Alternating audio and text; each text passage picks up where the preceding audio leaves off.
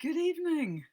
Tonight, I'm going to be talking about what to read when you're stuck at home with an injury and therefore can't go out in a heat wave. What do you read when you're stuck? Because today, this is what happened to me, so it's obviously purely personal.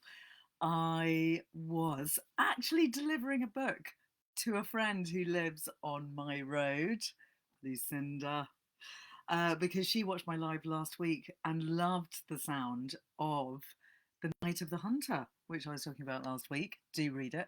So I popped it round to her house, and as I was walking along down a bit of a cobbly kind of pathway to her house, my knee kind of twanged and slipped and pinged, and then I was unable to walk, and I'm now hobbling around. I don't know if I can really demonstrate, but I'm literally hobbling. I can't put any weight on my knee at all, and it really hurts, and it's really annoying because next week I'm leading an art group uh, to Lake Garda, which is going to be really fun. I'm going to be teaching them art.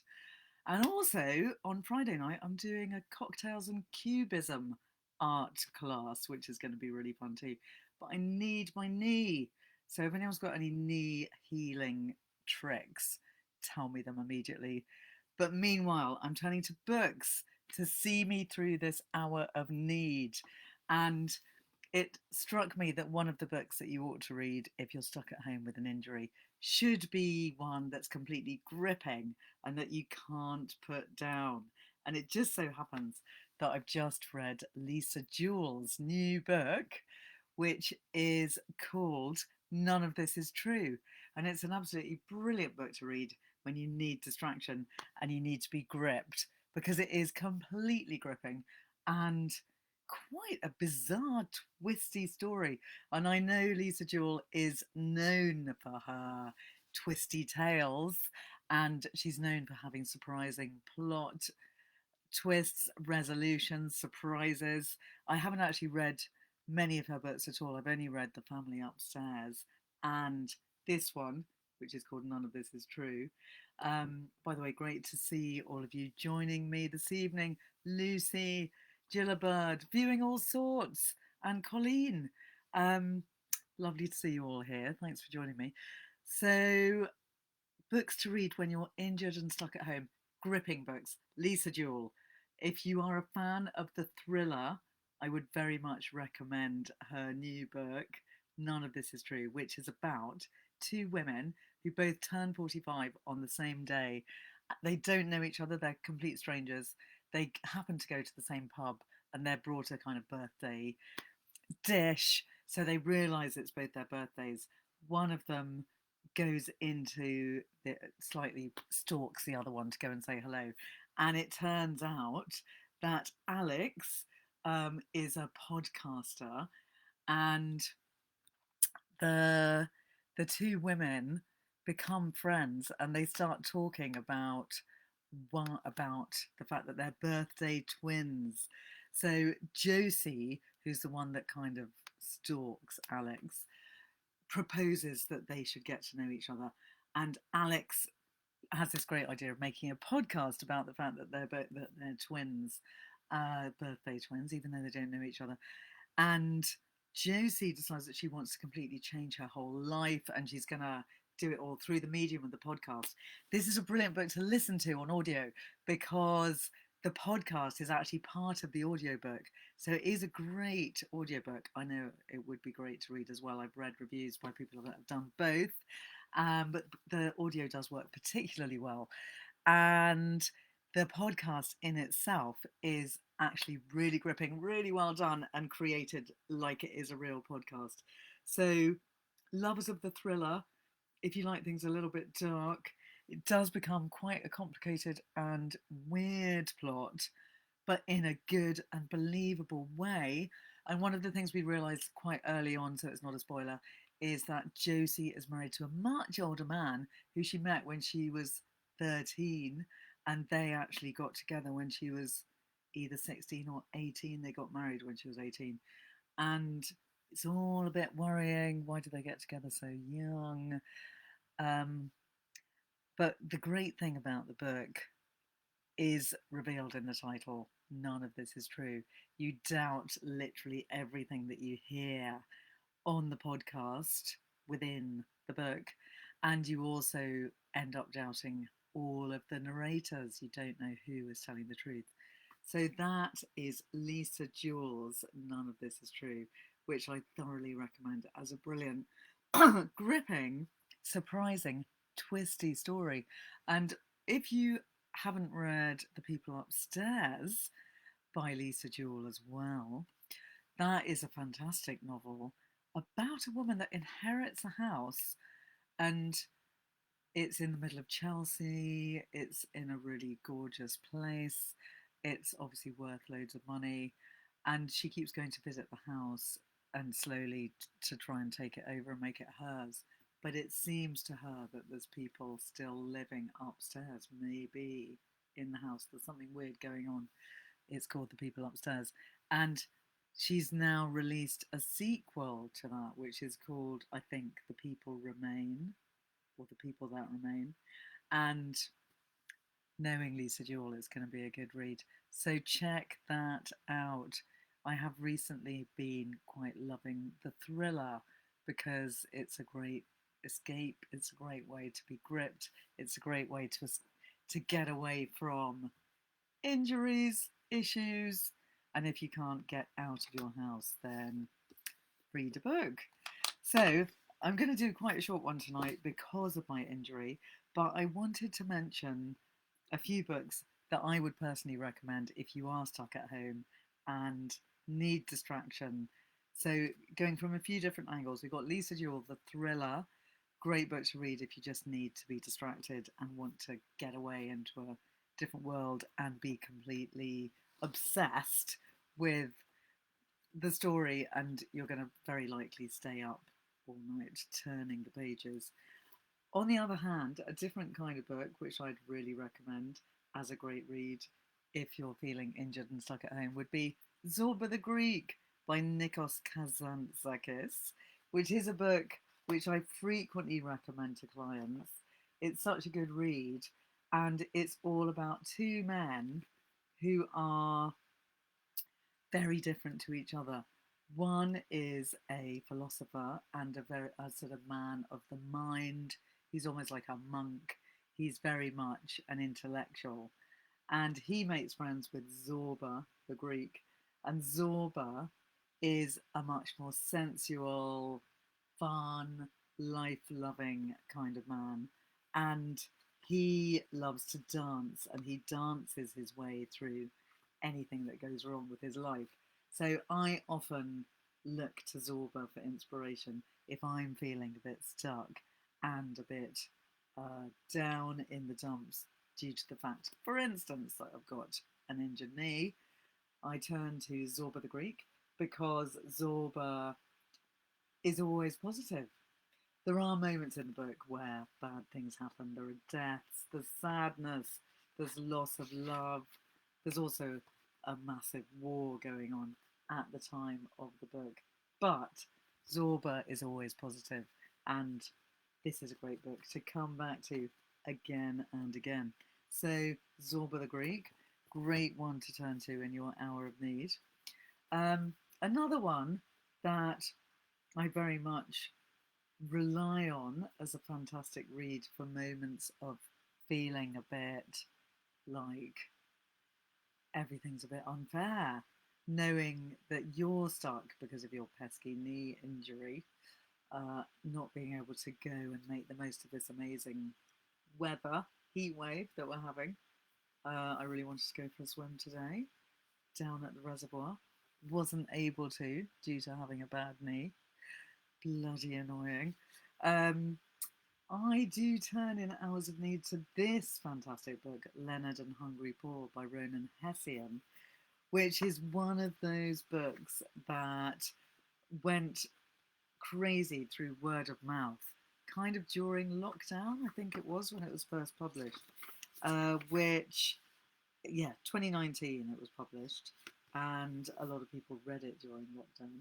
But It's a very quiet book, and I love it because the characters in the book are very quiet, lovely, um, loving characters.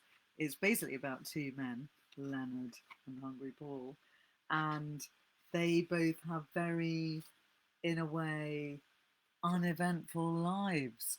One of them writes for an encyclopedia for kids, and the other one works in a post office. And the joyous thing about this book is that they are best friends and they hang out with each other every evening and play games. And they're like a really kind of old fashioned couple in a way. They just get together every evening in one of their houses. Normally, I think in Leonard's mum's house. They both still live at home with their mums, and they play games. They play board games. There are dramas. There is a bit of a romance with a woman going on separately in the book, and there's also a kind of movement all about mime, which is going on as well, which is, of course, a very quiet kind of art. And the book, I think, is almost deliberately quiet in all of its themes, in the way that it's written, and in the way that the men behave in the book. But it's a really fantastic, gorgeous read, which I found really mesmerising. And it's one that I do recommend to bibliotherapy clients very frequently because it's so calming. It's a very kind book.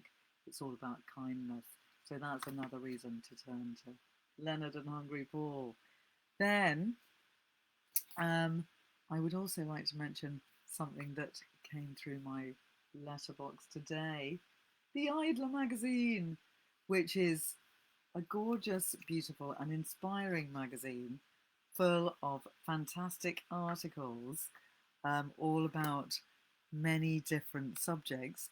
It even has a little section on bibliotherapy. So check that out. There's an article by me in it once a quarter. It's a quarterly publication. And people that don't know it, it's created by Tom Hodgkinson, who is a really lovely man, and his wife Victoria, and they work on it together as a team. It's been going for 30 years, I do believe. And um, full disclosure, I was at Cambridge with Tom, which is where I met him. And this book is beautifully produced, it looks gorgeous, and it's full of wonderful articles about philosophy. Um, there's a bit of comedy. Arthur Smith is in there, another really lovely man. There's articles about arts and books, idle pursuits. They're very keen on gardening, beekeeping, sheds, recipes. There's a section on self, being well, don't stress, fun and frugality, problems with Virginia Ironside. There's all sorts of fabulous people writing in this, poetry, um, fashion, and so on. Also has lovely pictures in it too. So this is a very lovely, calming book to read in, well, not a book, a magazine publication, which is a great one also to turn to when you're feeling a bit stuck, because it will take you into new, different directions, both in terms of what you're reading, but also what you might try as a new pursuit, such as beekeeping. So check out The Idler, I say. Then there's one other book that I just want to have a look.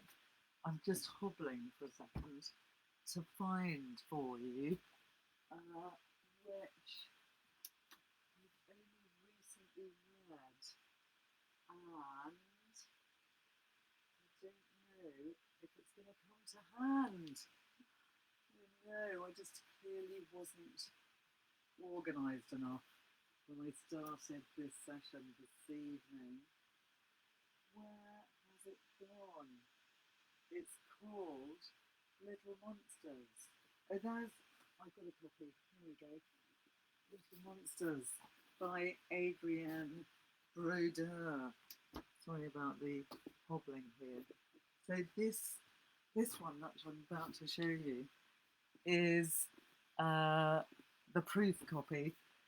It actually does have a really beautiful cover, the real thing, which has a beautiful scene of a kind of seaside vision, because this book is set by the sea. Oh, look, here we go. You can see what the actual cover looks like. There we go. So Little Monsters by Adrienne Brodeur is a really surprisingly gripping, interesting, and energizing book. And I think this is a great one to read if you are feeling stuck and depressed, possibly because, like me, you're injured. So, people that are joining now, I've got a knee injury and I can barely walk. My knee suddenly twisted when I was delivering a book to a friend just round the corner, and I twisted on a cobblestone. I've actually had a weird knee all summer, and this was suddenly the end of my knee. Obviously, my knee is still here. You'll be glad to hear, but it bloody hurts, and I possibly can't walk for the next few days. So I'm stuck at home, which is really annoying because there's all sorts of things that I'm meant to be doing and want to do, and I'm not very good at not having a leg. However, it's a time to turn to books. So Little Monsters by Adrienne Brodeur is a really good read, which is, I would say it's all about creativity. It's told in many different voices. It's basically a family who are Ken and Abby Gardner, who lost their mother when they were very small, and they've been haunted by her absence ever since. Their father, Adam, is a brilliant oceanographer who talks to whales and believes that whales talk to him. And he is coming up for his 70th birthday, but he's trying to have one last blast. He's having a massive party. He thinks that he might be able to do some final life-changing scientific discovery relating to whales. And he's quite a nightmare man as well as being really charismatic. Abby is an artist, and that's also why I related to the book, because she spends the whole book thinking and talking and creating her art. And she's making this one particular painting, which is called Little Monster.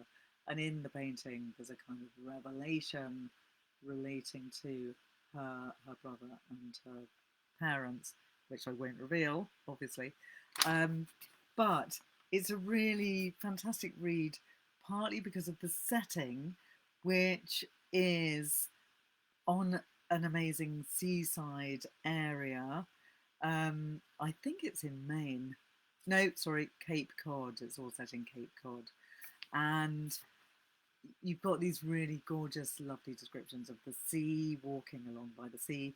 And Abby's studio is right next to the sea. What's not to love about that? So you can see why, for me, this is a brilliant escapist novel. Takes you to a whole different place. And if you're feeling stuck, it takes you out of that stuck feeling. And it's just got some really gorgeous descriptions. And you slowly discover what was going wrong, what was going on with the siblings when they were children, what was going on with their mum, what was going on with their dad. And there's quite a lot of revelations relating to their own lives in the present. Kate was saying, time to write that novel. Thanks for that. You are right. That did cross my mind. The problem is I'm just about to go to Lake Garda in a week's time, taking a group of lovely art students, and I'm preparing for that, doing lots of painting, and there's quite a lot of activity that you need your body for, and that's bloody annoying when you don't have a leg. However, I will overcome, and it's a perfect opportunity to do lots of reading as well. And I will be listening to audiobooks while I'm creating art as demonstrations for the painters next week. So it's all good. I will survive. It's going to be fine. Katie, I wonder if you've read Little Monsters. It's really good. I think you would love it. Um, I believe it's a debut novel by Adrienne Brodeur. She did write a memoir called Wild Game, which was a New York Times bestseller and is in development as a Netflix film. Egad. She founded the literary magazine Zoetrope, All Story, with Francis Ford Coppola, and currently serves as executive director of Aspen Words, a literary non-profit and programme of the Aspen Institute. She looks like she's only about 25, which is probably not true.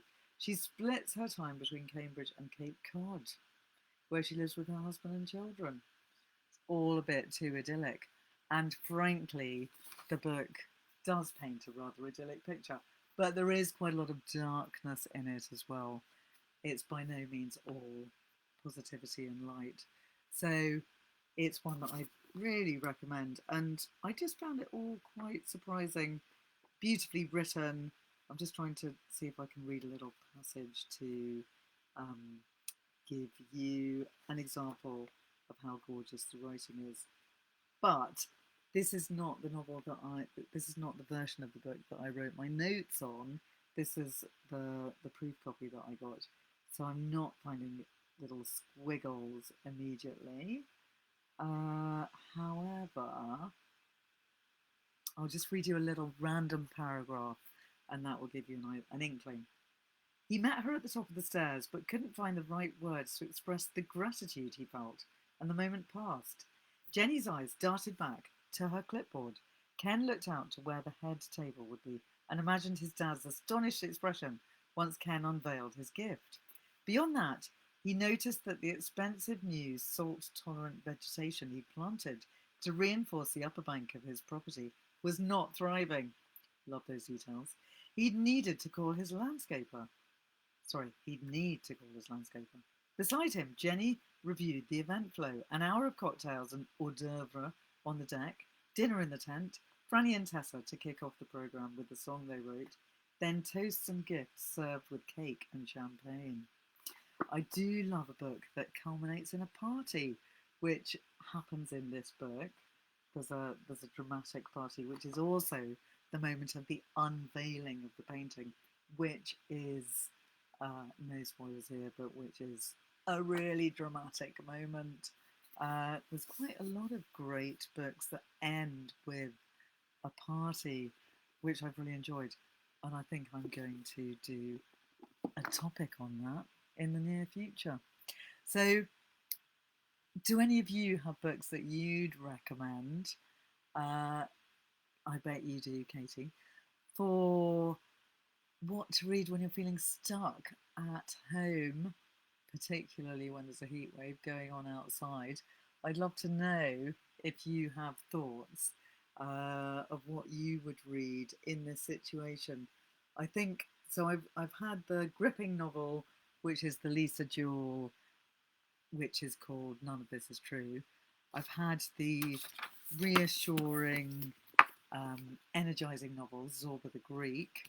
We've also had a nice, quiet, lovely book, Leonard and Hungry Paul, which makes you feel like it's not so bad to be living your life in a quiet way behind closed doors while other things seem to be going on outside, which are much more fun. I've also mentioned the Idler magazine because it's a gorgeous, beautiful, lovely publication full of fantastic articles and nice thing to flick through when you're lying around feeling sorry for yourself. And finally, Little Monsters by Adrienne Brodeur. If you've got any recommendations, do let me know.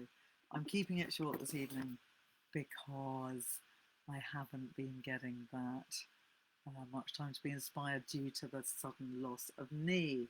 But I'm just reading your comment. I think you need something that will let your thoughts fly away. I know you prefer fiction, but Monsters by Claire Dederer is so good. And I think you would find it fascinating. Thanks so much for that, Katie. I am going to check that out, which is a great idea. I actually do quite feel like reading some non-fiction, funnily enough. And the other one, which I think you definitely recommended and which I'm on the verge of reading is Super Infinite by Catherine Rundell, which I'm dying to read, and I know you raved about a lot, and I'm really excited to read it. I was proposing it to my book club today. So, talking more about Monsters by Claire Dederer, Kate says, a sort of extended essay on what we do with our feelings about art, made my people with problematic real, sorry, by people with problematic real life biographies. Exciting. No man is an island. So true. Um, yeah, John Donne. I'm really excited about reading that. I don't know if I quite sold it to my book group. They were keen. I know there's a couple, I've got a couple of takers, but it wasn't actually chosen as our next book. We're actually going to read the summer book by Tove Jansson, which I'm really excited about, and will be a perfect summer book. But I did get a few people excited about John Donne, but quite a lot of them have been scarred by studying John Donne at school, and that put them off. But I definitely gave it a massive rave. Well, they are octogenarians, so they're quite hard to please. Anyway, on that merry note, I'm going to leave it for tonight. But lovely to see you here, Kate. Really nice to have you along. I'll be looking out for your next recommendations as well. And I am going to, I hopefully be back next Wednesday. Slightly depends on the knee and also on my level of stress getting ready for Lake Garda, which is, I'm leaving next Sunday for a week, and there's quite a lot to organise. So thanks so much for coming, and I will see you hopefully next Wednesday. And if anyone's got any more recommendations for me, do let me know. And also, anyone that wants a bibliotherapy session, you know where to come. So, good night and see you soon. Au revoir. Bonsoir.